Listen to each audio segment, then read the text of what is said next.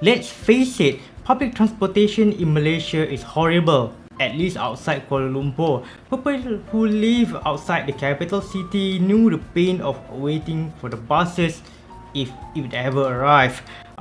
Why the public transportation outside Kuala Lumpur, in Malaysia in general, is so bad in the first place?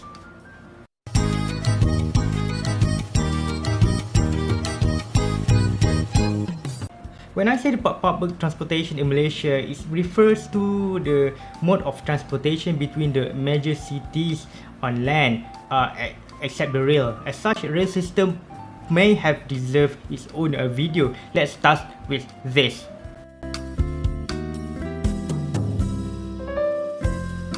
I personally rode buses in Penang, which arguably has the acceptable public transportation network outside Kuala Lumpur and is better than nothing.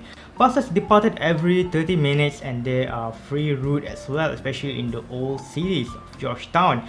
The variety of Penang buses, ferries and cable car is actually the ancient legacy of the non-existent mode of public transportation, which is tram. Historically, Penang used to have a tram system which is ahead of its time before it was replaced by a trolley bus. Trams connected important city landmarks including Welki, the ferry terminal and also Aitam, where the famous cable car started at the foothill. Later in 1925, trams were replaced by the electric trolley buses, one of the earliest cities in Asia to did so. And the trolley bus system was so strong and persevered that when the World War II ended in 1945, all but two of the trolley buses come back to work and moving around the city. Just after a few weeks, the Japanese surrendered. It must be awesome to have seen an electric buses in Penang at par with European cities count for years, but nope. In the year 1961, all the trolley buses were scrapped and replaced with a cheaper but unfortunately unreliable diesel engine bus, known locally with company name Yellow Bus. Unlike trams, diesel buses stuck in the traffic with the increase of the population naturally and after the completion of the Penang Bridge in 1985, which the rest of peninsular cars, people from the elsewhere can drive up to the old city of Georgetown in the island side and grab a bite of nasi kandar just a few steps from the car doors. When the buses struggle in traffic and also struggle financially, people switch to cars and motorcycles because it is faster and comfortable. With 2.7 million of vehicles on the Penang roads in the state of only 1.3 million people of population, it is not surprising that the buses are slow and frowned upon by the general population. But the rest of the country is not lucky to have a variety of public transportation modes like in Penang. In Kelantan, historically, there were boats linking capital city of Kota Baru and major towns along the Kelantan River, but boats has been terminated or reduced the service in favor of bus services, with the exception of a few remote villages deep into the interior of Kelantan. Buses in Kelantan was long operated by SKMK, which is the local bus operator, but the major changes they made in the recent years it's not the punctuality of the buses, not the frequency improving, not the cleanliness of the buses or the route, but they write the company name in Arabic letters with the local known as Jawi. That is the major changes they make in years. However, just writing in any writing on the buses without any other serious changes on the buses cannot save SKMK from the financial ruins. Just earlier this year, a number of bus drivers were laid off and the compensation were not paid, highlighting the vicious cycle where slow, unpunctual buses with low frequency cause the low ridership, and the low ridership cause even fewer buses and more unpunctuality, and so on. And for the rest of the country, quite a number of the cities in the Peninsular Malaysia serve with Cityliner buses, but when you open the website, it's blank.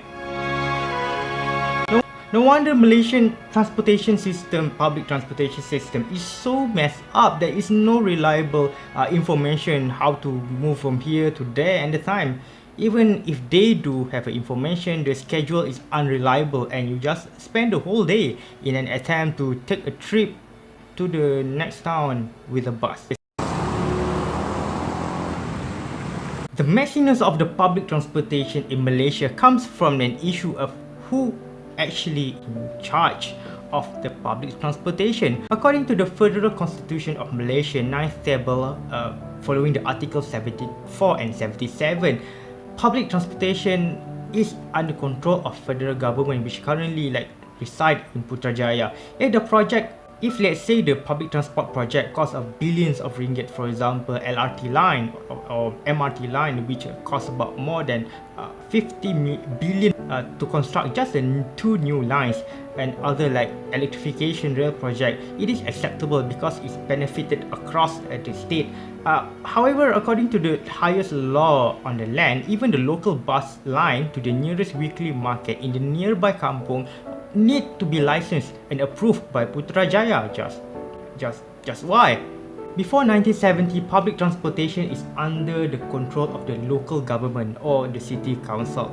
After the dissolution of the local government election, aftermath of what happened in May 1969, some of the city council responsibilities were divided into the federal and state responsibility. The government took the charge of public transportation of all kinds, land, sea and sky, except buses and speedboats in Sarawak and Sabah, and the cable car at the Penang Hill. That's it.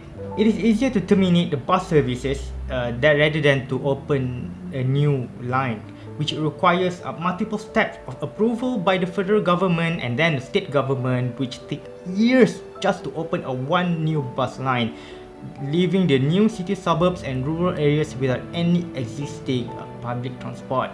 And since city planning is not attached with the transportation planning route, in general, bus line, ferry lines, water boats and even the rickshaw never came into consideration of planning a new neighborhood. Thus, massive traffic across the major cities in Malaysia as the city grew, but bus lines do not.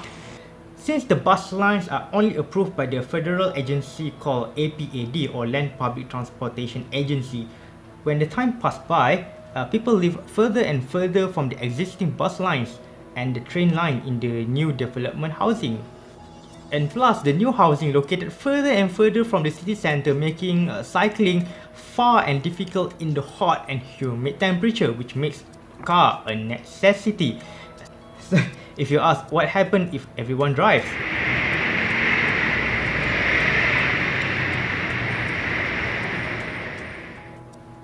it's not only cars and motorcycles stuck in traffic. When the public transportation solution only involved buses and nothing else, buses also got stuck in the heavy traffic together with the cars and motorcycle. It is already slow paced, and with the frequent stop of the buses make bus trip more time consuming and painfully low and often not punctual. And despite all this, the fancy ideas of introducing new type of public transportation, there are no realization of whatsoever. For example, there are suggestion of trams, trolley buses, water taxi, or even BRT, bus rapid transit. And the idea are just ideas as far, because before that, I want to officiate the next issue of this video, which is a political decision. Yes, you heard it right. If there is a will to do, it will come true. Rail transit networks in Kuala Lumpur is good because it need to. Kuala Lumpur is economic center, financial heart of the country, and the place where tourists came and flex their money and talents. If there is no reliable rail system in Kuala Lumpur, the city was already paralyzed. No business can be done, bad for the economy and also bad for the country image overall. Traffic snarls happen in major cities across Malaysia. Improving public transportation is hardly a priority for the Malaysian politician when buses bleeded state money rather than makes money to the government. Furthermore, which one sounds much more glamorous for the politician and for the voters like you. either opening up a new road or officiating a little bus stop. In general, politicians seem like care less about the public transportation in general. In Kedah, for example, despite the leadership has been changed 4 times in the last 8 years, buses are still the same. Not air conditioned, not accepting your touch and go card or far away like Visa and MasterCard whatsoever, and no reliable timetable, and even no reliable place to stop, the bus stop. And also, local bus in Kedah did not link well with the train station operated by the federal government companies either. If the public transport is so good, there should be more people on buses and trains rather than sit idle in the traffic, sit on the cars while listening to the radio stupid jokes in the morning. You might say, if someone want to go fast around, just hire a car or motorcycle like other normal Malaysians. First of all, not everyone can drive a car or ride a motorcycle, at least legally. Secondly, car culture in Malaysia destroy our beautiful cities that we live in. Elevated highways are big, noisy and expensive, and the only revenue these ugly, snaky grey concrete make is the toll revenue, which the company who hold the concessionaire cannot raise the toll, especially when election nears. Thus, the highway concessionaire will ask for the government to compensate for the toll freeze using taxpayers' money. Tolls still increase, it just take your money in other way. For 2021, government pay about 2.25 billion ringgit to the highway concessionaire to freeze the toll hike and make the toll charges same throughout the year. As on comparison, in the budget 2022, the public transportation subsidies are as follows. For example, like air services in Sabah and Sarawak, stage buses, the city buses, subsidy for the KTM Eastern Coast Line, and the MyRail 5 to subsidize ticket for the student and disabled people, and the My50 for the whole rapid KL system, bus and rail services. And the total for all these subsidies throughout the country is 519 million ringgit only, minus the air services. The land transportation subsidy is 310 million ringgit. As such, subsidizing the whole public transportation system nationwide costs far lower than paying the highway concession and the toll compensation. Then you might say, highway connected more places than rail and buses, like rail in KL, but highway connects all cities. If that's so, let's look closer and deeper into what government pay to the highway concessionaire. By looking deeper into the detail, 160.1 million ringgit allocated to compensate toll hike in just 3 expressway, which are Kesas in Shah Alam, SKVE between Putrajaya and Pulau Indah Klang, and LT2 between Kuantan and Kuala Terengganu. As such, toll freeze in only 3 highways is actually more expensive than subsidizing train tickets in the whole Kuala Lumpur and Klang Valley area. Think about that. And furthermore, highways and roads in Malaysia is already clogged up due to too many cars on the road. Building more lanes or new roads will make cities noisier, hostile to people, and dangerous, especially for the minors and children. Reducing cars into cities is the main goal of the sustainability, especially in the area of the climate change and also the accessibility of the people. If more people took trains, buses, cycles, even walks, there will be more room actually for the driver in a car and lorries, because most Malaysian drivers are on the road not by choice but necessity. Because if someone didn't have his or her own car or motorcycle, then the only option is just stay at home and do whatever. And thirdly, places with a good public transportation make social mobility possible, improving the life quality of the bottom half of the society. What? 50 ringgit for the monthly ride is way cheaper than maintaining a car. 30 ringgit every month for the motorcycle petrol. Yeah, how about the vehicle insurance? How about the servicing sent to the workshop? How about when the tire is punctured? How about the tutti, oil? All those hidden costs and car spending actually more just fuel and tolls.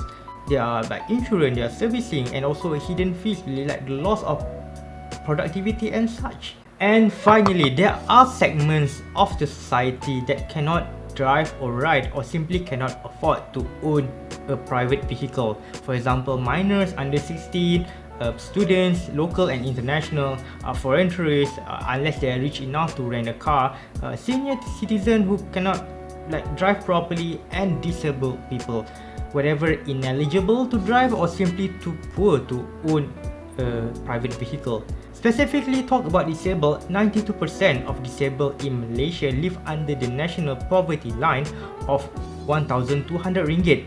And since a disabled often have a preconditional illness or they just need to have a routine health check in the hospital, the absence of the public transportation system to the hospital could mean life or death. If there is no bus to take them to the hospital, like 3 ringgit at most, how someone with disability could afford 30 ringgit taxi ride or e-hailing for a single journey? It is not just a disabled people. How about the poverty-stricken people who wants to go to the school or the workplace, or student who has a little money in the pocket to go to school? Social mobility is more possible when car and motorcycle is a choice, not a necessity. To end the video with, public transportation in Malaysia is in the pathetic condition with less route than it used to be due to complicated legal issues and lack of seriousness by the lawmakers. Subsidizing public transport is cheaper than subsidizing toll hikes, despite the exorbitant initial cost of the bus purchases and rail construction. If financial constraints do become an issue, if state insists to have only using buses, make a bus line like in Seoul or in Singapore, which make bus faster than cars during rush hour, thus making buses more attractive to people. Link the bus line with the water taxi or water boats, which some states still have and dying right now, because some bridges also, especially in between Kota Baru and Waka Baru, the traffic on the bridge is so bad. Furthermore, by just focusing on cars and motorcycles, increasing number of private vehicles means more spending on the potholes and deteriorating roads, putting the strain on the local council budget, which is already being limited. Such, as long as the ministers more concerned of the cars that is 2 ringgit and 80 cents cheaper than the next competitor, the lawmakers don't care much about the people who cannot or not afford to drive, until they realize that subsidizing nationwide bus and rail services are cheaper than the compensating the toll hike of just 3 highways, major highways in Malaysia. Until then, we just spend quite a time of our life in the traffic for now.